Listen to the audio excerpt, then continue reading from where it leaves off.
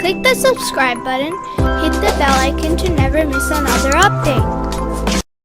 Assalamu alaikum and welcome to Quran Time with Hania, where we explore the Quran and the interesting stories inside this marvelous book. The 17th part of the Quran covers Surah Anbiya and Surah Hajj.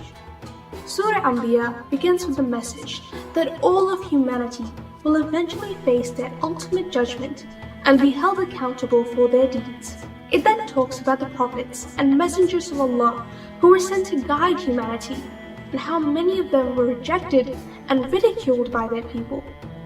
The surah highlights the stories of Prophet Ibrahim, Prophet Musa, Prophet Yusuf, and other prophets as examples of those who persevered in the face of adversity and remained committed to Allah's commands.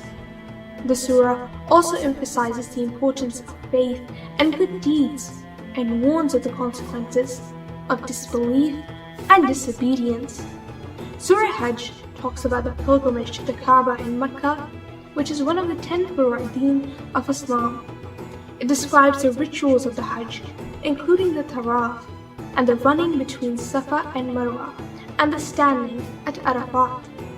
The surah also discusses the importance of unity among Muslims and the need to stand up against injustice and oppression.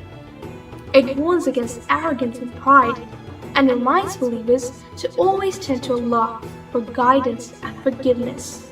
The 17th part of the Quran emphasizes the importance of faith, good deeds, and submission to Allah's will.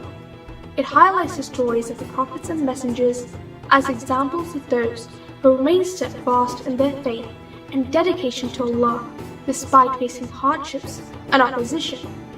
This part also emphasizes the importance of Hajj and unity among Muslims and warns against arrogance and disobedience.